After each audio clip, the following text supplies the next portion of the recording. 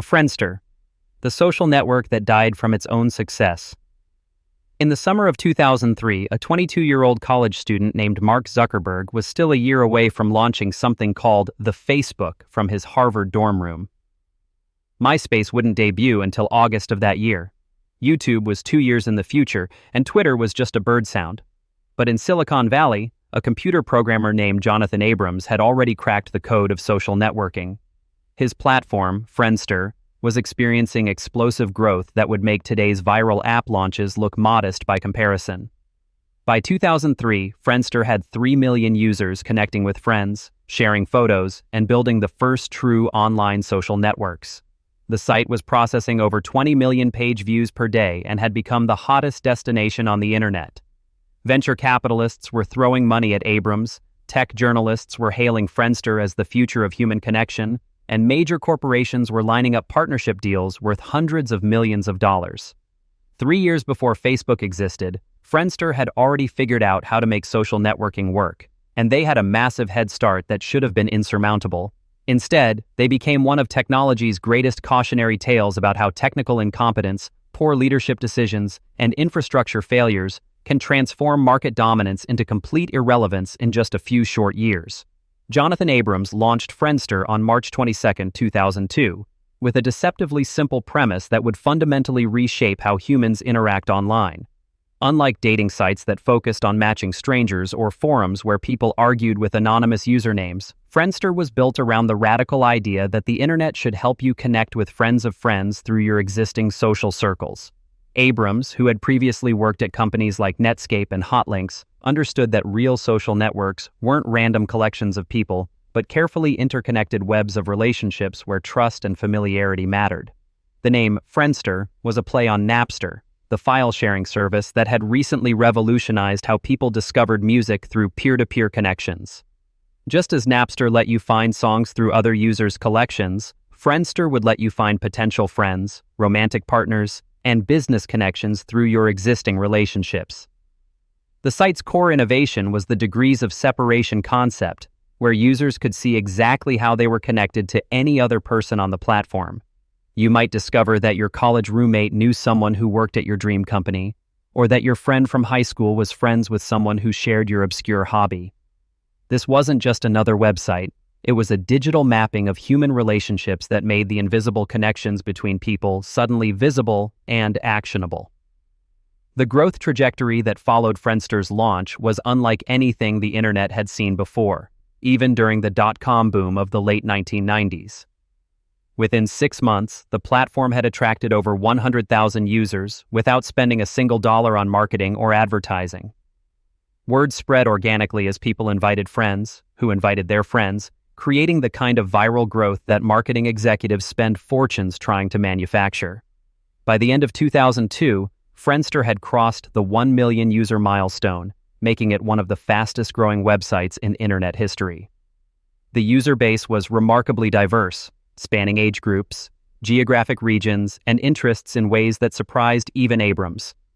College students were using it to stay connected with high school friends, working professionals were leveraging it for career networking, and early adopters were experimenting with online dating through friend introductions.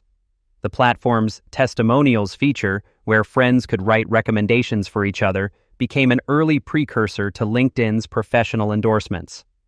Users spent an average of over 30 minutes per session on the site, engagement numbers that made traditional media companies jealous. The viral growth accelerated through 2003 as Friendster reached 3 million users, then 5 million, then 8 million. By 2004, the platform boasted over 10 million registered users and was processing more than 40 million page views per month.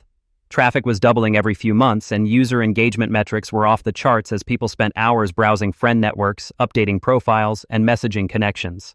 The early success attracted attention from venture capitalists, major media companies, and tech industry giants who recognized that Friendster had stumbled onto something revolutionary. In October 2003, Kleiner Perkins Caulfield & Byers, one of Silicon Valley's most prestigious venture capital firms, led a $13 million Series A funding round that valued Friendster at over $50 million. The investment brought legendary venture capitalist John Doerr onto Friendster's board, the same investor who had backed Google, Amazon, and other internet giants during their early growth phases. Major media companies began approaching Friendster with partnership deals and acquisition offers that reflected the platform's enormous potential. Google made multiple acquisition attempts, including a $30 million offer in 2003 that Abrams and the board ultimately rejected because they believed the company was worth far more.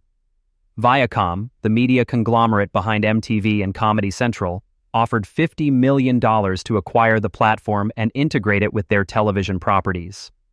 Even more remarkably, in 2005, News Corporation offered to purchase Friendster for $100 million, the same price they paid to acquire MySpace that year.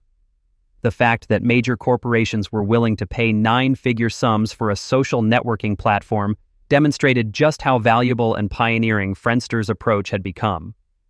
Traditional media companies, technology giants, and venture capitalists all recognized that social networking represented the future of internet engagement, and Friendster was clearly the dominant player in this emerging space.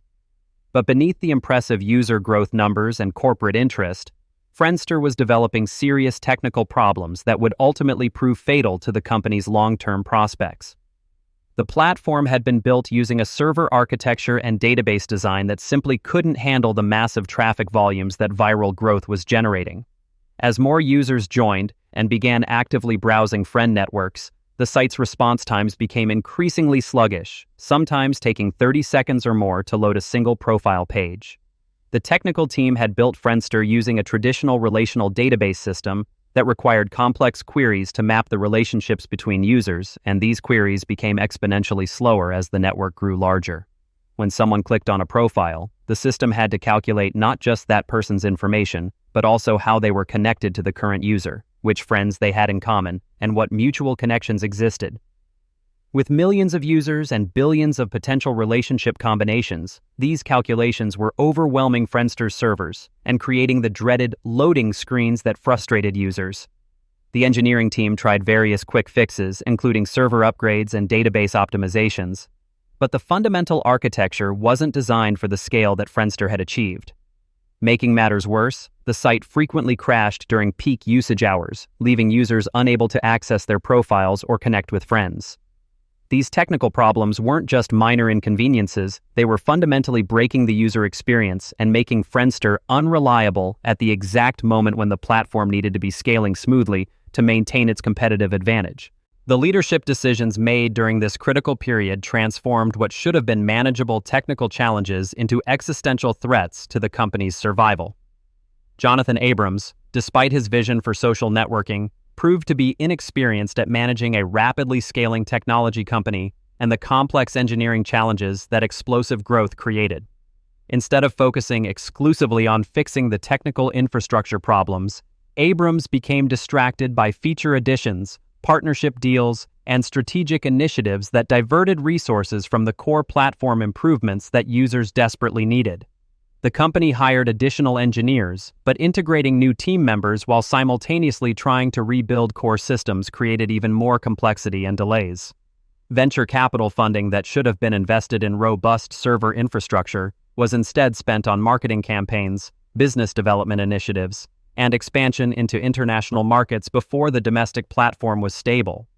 Even more problematically, Abrams rejected multiple acquisition offers from companies like Google that had the technical expertise and infrastructure capacity to solve Friendster's scaling problems quickly.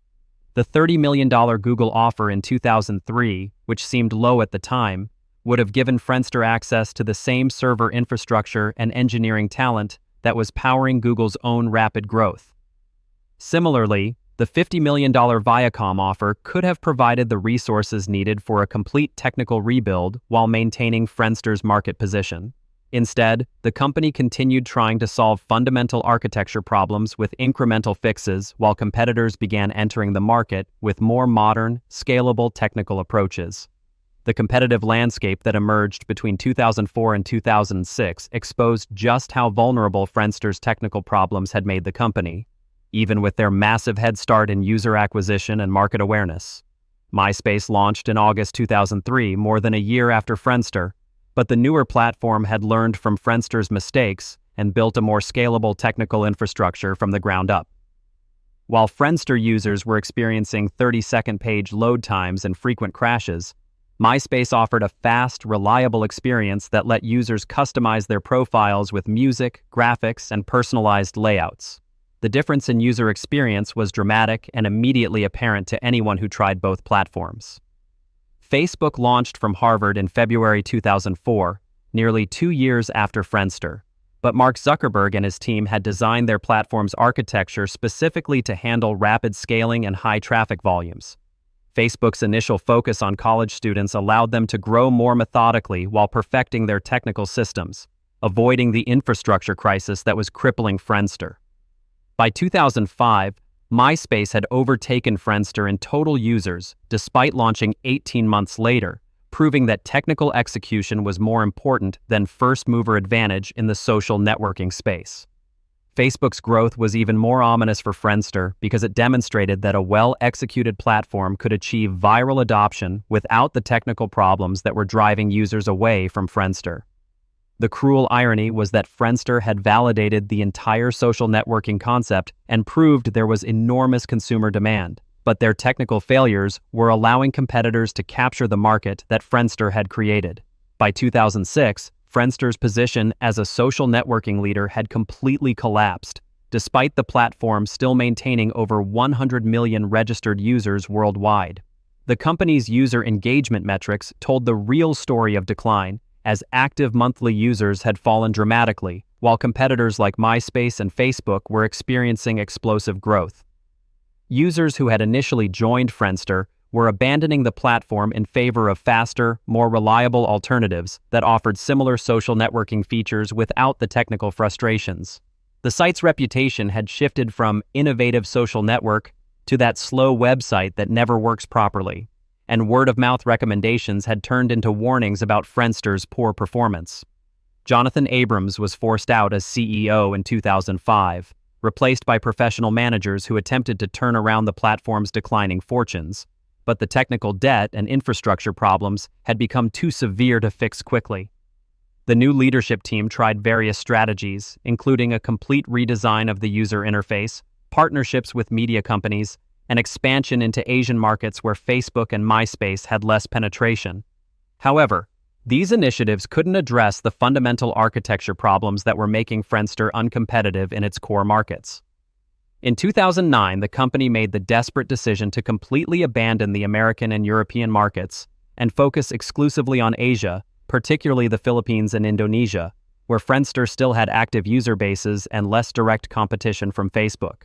This geographic retreat was essentially an admission that Friendster could no longer compete with Facebook and other platforms in the markets where social networking had been invented. The final chapter of Friendster's decline played out over several years as the company struggled to find a sustainable business model and technical platform that could compete with Facebook's increasingly dominant position in global social networking. In 2008, Friendster was acquired by MOL Global, a Malaysian company, for an undisclosed amount that was reportedly a fraction of the acquisition offers the company had rejected just a few years earlier. The new owners attempted to reposition Friendster as a social gaming platform, similar to what MySpace tried during its own decline, but the effort failed to generate significant user growth or engagement. By 2011, Friendster's active user base had shrunk to fewer than 8 million people, primarily concentrated in Southeast Asian markets, while Facebook had grown to over 800 million users worldwide. The comparison was devastating. The platform that had pioneered social networking and once seemed destined to dominate the industry had become a regional niche player while its competitors achieved global scale. In 2011, MOL Global made the decision to shut down Friendster's social networking features entirely and convert the platform into a social gaming site focused on the Asian market. On June 14, 2015, Friendster was finally shut down completely, marking the end of the internet's first major social networking platform. The company that had once been valued at hundreds of millions of dollars and had rejected acquisition offers worth 9 figures disappeared with barely a mention in the technology press, overshadowed by the platforms that had learned from Friendster's innovations while avoiding their fatal mistakes. The legacy of Friendster's rise and fall offers crucial lessons about how technical execution, scalable infrastructure, and effective leadership can determine whether innovative companies achieve lasting success or become cautionary tales about squandered opportunities. Friendster proved that being first to market with a revolutionary idea isn't enough if you can't execute that idea reliably at scale, and that technical problems can neutralize even the strongest competitive advantages in the fast-moving technology industry. The company's story demonstrates how venture capital funding and media attention mean nothing if the underlying product doesn't work consistently for users, and how quickly consumer loyalty can evaporate when competitors offer superior experiences. Perhaps most importantly, Friendster's decline shows how companies can become victims of their own success when rapid growth exposes fundamental flaws in technical architecture, leadership capabilities, or strategic decision-making. The platforms that eventually dominated social networking, Facebook, Twitter, LinkedIn, and others, all learned crucial lessons from Friendster's pioneering work and catastrophic mistakes. They understood that social networking required massive technical infrastructure, experienced engineering teams, and leadership focused on long-term scalability rather than short-term growth metrics. Today, when technology companies achieve rapid viral growth, they invest heavily in infrastructure scaling, hire experienced technical teams, and often accept acquisition offers from larger companies that can provide the resources needed for sustainable growth. Friendster's failure created a roadmap for avoiding the technical and strategic pitfalls that can transform market leadership into irrelevance, ensuring that while Friendster itself didn't survive, the innovations and lessons from its brief dominance helped shape the social networking platforms that now connect billions of people worldwide.